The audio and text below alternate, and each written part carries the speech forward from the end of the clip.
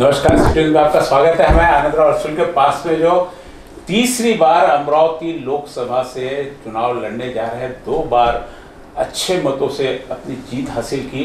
Reservation में होने के कारण बाहर से यहाँ पर आनंदराव जी चुनाव लड़ने आए थे। शिवसेना की यहाँ पर सीट थी, वह सीट बाहर से आकर भी आनंदराव जी ने कायम रखी। अब तीसरी बार पुनः चुनाव लड़ने जा रहे हैं। पिछली बार भी ऐसा कहते थे कि मोदी की लहर ने जीत दिलाई, इस बार भी मोदी का कितना इम्पैक्ट काम करेगा और तीसरी बार अमरावती की जनता ने आनंदराव जी को क्यों चुनकर देना चाहिए, ये आनंदराव जी के शब्द में। 10 साल पहले हमारा अमरावती रेलवे स्टेशन एक बहुत छोटा रेलवे स्टेशन था, खत्म होने वाला था, खत्म करने वाली कोई तैयारी में बैठे तो यहाँ की शटल खाली जाती थी बडनेरा तक।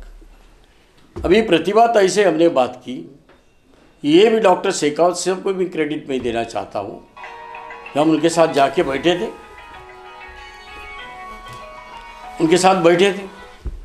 भाई हमें अगर देश में मॉडल स्टेशन बनाने का काम शुरू है तो अमरावती तोड़ने के बदले लोग की कोई हलचल है, उसको मॉडल क्यों ना बनाए। आपको याद होगा त्रिवेदी करके यहाँ रेल मिनिस्टर आए थे उसका उद्घाटन करने, तभी वही मंच पर मैं प्रतिभा ताई के साथ बैठा था।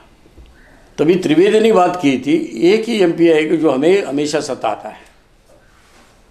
अभी आप लोग जानबूझ के भूल जाते हैं। नहीं, मैं बताना चाहता हूँ। हाँ, बात यह है कि मॉडल बनने के वक्त खाली मॉडल रखना नहीं था हमें। आज 8 गाड़ी वहाँ से निकलती है, तिरुपति गाड़ी जाती है, जबलपुर गाड़ी जाती है, सूरत गाड़ी जाती है, नागपुर गाड़ी जाती है। अमरावती के लिए अमरावती रेलवे स्टेशन उपलब्धि है, बिल्कुल। यदि पिछले 20 सालों के कामों में कोई काम देखा जाता है कि रेलवे स्टेशन सबसे ज़्यादा काम सामने निकल के आता है। बिल्कुल, वहाँ एक प्लेटफॉर्म था, 2 प्लेटफॉर्म बनाए गए, उसके ऊपर जाने के लिए ओवरब्रिज बनाया गया। अंडरग्राउंड भी ब्रिज का ज़्यादा फायदा नहीं होता है, तो 2 ब्रिज, इवन तो अगले कुछ दिनों में एक्सेलेटर आने वाला है, लिफ्ट आने वाली है। यानी हर सुविधा देने का प्लेटफॉर्म भी कितना सुंदर बनाया, आपने देखा होगा। तो एक अमरावती एक्सप्रेस जो बहुत देश में फेमस गाड़ी बन गई है कि हमेशा 150-200 जिसका वेटिंग चलता था, वो गाड़ी के लिए 4 एक्स्ट्रा बोगी लगाने का काम हमने किया। फिर भी वेटिंग है अभी। हाँ, तो भी जाने आने लगे रहे। अभी बात ये है चंदू भाई, 18 की 22 बनाएंगे। मत लीजिए, यहाँ से जाने की फ्रीक्वेंसी बता रहा हूँ लोगों की, मुझे कि आप 4 बॉक्स भी बढ़ा दिए तो वेटिंग रहेगा ही रहेगा उसका। हाँ, और भी 4 बनाएंगे तो भी वेटिंग रहेगा, और भी 8 बनाएंगे तो भी वेटिंग रहने वाला है। क्या होता सर, कई बार क्या हो जाता है, आप लोगों को लगता है कि हम कोई चीज पूछे तो क्रॉस ही कर रहे करके, हम चाहते हैं कि आप क्लियर कर दो। देखो, हमारा कोई क्रॉस करने का ऐसा दूसरा कोई उद्देश्य रहता है, उद्देश्य की बात नहीं है, क्योंकि हर व्यक्ति तो आप पता नहीं। मीडिया का एक काम होता है, जो कुछ भी नहीं था तो कुछ तो हो रहा है। आपकी दिक्कत देख के 18 की 22 बोगी बनाई, 22 की 28 तो नहीं हो सकती। इसका कारण प्लेटफॉर्म का और बाकी गाड़ी के लोड की लिमिटेशन। हाँ, ये भी ध्यान में रखना है। तो एक गाड़ी और बढ़ाएंगे आप फिर? नहीं, सुनो मेरी बात, और भी है मेरे पास कि गाड़ियाँ मुंबई जाने वाली जो मेन रेल लाइन से चलती है, तो बहुत सी गाड़ी जो रुकती नहीं तो रुकाने का प्रयास हमने किया है। पूना के लिए ज़्यादा, मुझे ये लगता है कि पूना के लिए ज़्यादा ज़रूरी है। इसका कारण ये है कि 3000 से ज़्यादा स्टूडेंट वहाँ काम पढ़ रहे हैं, व्यापारी की जाना आना चलता है। तो पूना में 5 गाड़ी आज जाती है। एक आज़ाद हिंद एक्सप्रेस जाती है, एक गरीब रथ जाती है, अमरावती पुणे जाती है, अमरावती पुणे नांदेड़ वाया नांदेड़ लातूर जाती है। अभी अजनू पुणे चालू कर दिए हैं, नागपुर पुणे पहले चालू होती थी, चालू है। नागपुर पुणे अल्टरनेट नहीं, ये भी, but it is there, daily हो जाती है। हाँ, जो अल्टरनेटिव अपार्ट फ्रॉम दैट कि आज 110 बसें चलती है, इसकी मुझे बिल्कुल पता है। और बस से ट्रैवल करना महंगा है और रिस्की है, ये भी मुझे पता है। इसलिए और क्या कर सकते हैं, यानी एक ध्यान में लेने जैसी बात है कि हमारे पूना वालों की ख्याल रखने का काम हम कर रहे हैं। 2 गाड़ी थी, महाराष्ट्र एक्सप्रेस भी उसमें ऐड हो गई। 3 गाड़ी थी, अभी 3 के बदले 7 गाड़ी जा रही है। अभी जाने वाले की संख्या तो है, बढ़ती रहेगी, फ्रीक्वेंसी बढ़ती। तो ये हमेशा प्रयास चालू है कि उसमें से क्या मार्ग निकलता है, और ये करते आए, करते रहेंगे। ये हुई रेल की बात। ये बात कभी कोई प्रोजेक्ट नहीं करता है कि 6 नंबर का हमारा नेशनल हाईवे कहाँ से शुरू होता है? सूरत से। कहाँ एंड होता है? छत्तीसगढ़ में। फिर 150 किलोमीटर का 4 लेन कहाँ बनाया है? तो अमरावती नागपुर। किसने बनाया है? अपने आप बन गया तो नहीं, कोई चीज़ अपने अगर कोई प्रयास तो करना, अगर रोड मिनिस्टर बनाता था, इतना काम भी किया, पूरा किया, बहुत सारा काम किया, लेकिन आप बोलो कि मैं अपने आप चुन के आऊँ, वो भी नहीं होता ना। आप बोलो कि मैं अपने आप चुन के आ जाऊँ, इतने काम करने के भरोसे तो भी नहीं होगा, प्रयास तो करनी पड़ेगा। नहीं, एक देखो, बाकी लोग अभी किसी को चुन के आना है इसलिए प्रयास कर रहे हैं। मैं चुन के आ चुका हूँ और ये 5 साल में मैं जिम्मेदारी के साथ काम कर रहा हूँ। जब भी चुन के आता हूँ तो पहले दिन से मेरा काम शुरू होता है और चुन के आने के बाद रिजल्ट लगने तक मेरा काम चालू रहता है। फिर वापस नया चालू हो जाएगा। फिर वापस नया चालू हो जाएगा। फिर ना वो वापस चालू होगा, क्योंकि एक लोक प्रतिनिधि की जिम्मेदारी क्या है वो सही माने में मैं समझता हूँ और जिम्मेदारी मानता हूँ, और इसलिए प्रयास हमेशा चालू रहता है मेरा। अभी ये भी बात आपने ध्यान में रखना है, फिर ये दोहराता हूँ कि 4 लेन का हाईवे खाली 6 नंबर हाईवे के ऊपर ये 150 किलोमीटर हो चुका है। अपने आप नहीं हुआ या मिनिस्टर छत्तीसगढ़ तक बनाऊंगा बताए थे लास्ट टाइम भी जब आपने मैनिफेस्टो जारी किया था। नहीं, देखो ये तो काम, मैं सुझाव देना काम करना मेरा काम है। अभी फॉर्चुनेटली बंडेरा से आगे बढ़ने वाला था, उसका भूमि पूजन ही हो गया, लेकिन दुर्भाग्य से लैंड एक्विजिशन का कुछ प्रॉब्लम हुआ इसलिए काम रुक गया है। हो जाएगा, लेकिन अब हो जाएगा। बात यह है कि हमारा प्रयास जारी है और उसमें से कुछ रिजल्ट दे पाए। आज कम से कम हमारा जाना आना हमेशा ज़्यादा नागपुर होता है। अगर कोई ऐसा सीरियस पेशेंट होता है तो आज 2 घंटे में पहुंचता है, पहले 4 घंटे लगते थे। ये भी ध्यान में लेना जरूरी है।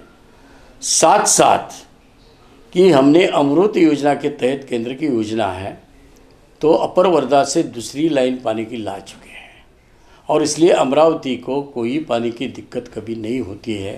ये भी अमरावती वालों ने ध्यान में रखना चाहिए। अंडरग्राउंड ड्रेनेज के लिए हमेशा मैं प्रयास करता हूँ, 3 दफ़ा पैसे ला चुका हूँ, लेकिन हमारी महानगर पालिका जो तरीके से काम करना चाहिए वो तरीके से सीरियस नहीं, उसमें कुछ उसमें पॉलिटिक्स भी आता है इंटरनल वहाँ का, लेकिन हमारा प्रयास जारी है। जो केंद्र की योजना होती है, योजना मेरे ज़िले में कैसी आए, जैसे अमृत योजना खाली अमरावती के लिए जो महानगर पालिका के लिए होती है, अचलपुर में भी लाया 55 करोड़ की, वो भी आज अचलपुर का हमेशा के लिए पीने का पानी का प्रॉब्लम हल होने वाला है, हो रहा है, होने वाला नहीं हो रहा है, लाइन भी बिठाई गई है। तो जो काम मैंने केंद्र के माध्यम से करना चाहिए वो करते आया हूँ, करते रहूँगा। साथ साथ जो भी मेरा निधि होता है, 5 करोड़ तो 5 करोड़, मेरे पास 1600 भी ज़्यादा गांव है, लेकिन हर गांव में कुछ ना कुछ किसी को रास्ता दिया है, किसी को समाज मंदिर। वो जो निधि आपके पास 5 करोड़ की रहती है वो आपके पास फ्री एंड रहती खर्चा करने का। हाँ, लोकल संस्था महाराज गवर्नमेंट नहीं कर पाती वहाँ पे। उसके सिवा मैं शिक्षा विभाग में ज़्यादा कॉन्सेंट्रेट करता हूँ। कुछ जगह पहले कंप्यूटर दिए थे, बाद में टैब्स दिए थे, अभी डिजिटल मोड देने का मैंने काम किया है बहुत से गांव में। और ये कभी देखा नहीं ये स्कूल किस संस्था का है, किस पार्टी का है, क्योंकि संस्था पार्टी में इसलिए मानता नहीं, शिक्षा विभाग में बच्चे लोग होते हैं वो कोई पार्टी के नहीं होते हैं और उनको अच्छी शिक्षा मिलनी चाहिए, ये मेरा हमेशा प्रयास रहा है। शिक्षा को लेकर आपने पिछली बार एक घोषणा की थी कि बिना डोनेशन के सबको एडमिशन मिला, ऐसा मैं प्रयास करूंगा, आपने कहा था। करते हैं, लेकिन एक देखो बात यह है कि शिक्षा विभाग पूरा राज्य सरकार का अधिकार है, उसकी पॉलिसी बनाना, पॉलिसी बनती भी है, तो बिना डोनेशन का मैंने कभी बोला ही नहीं था। लेकिन डोनेशन ये चीज़ मुझे कल भी पसंद नहीं थी, आज भी पसंद नहीं है, ये भी बात है।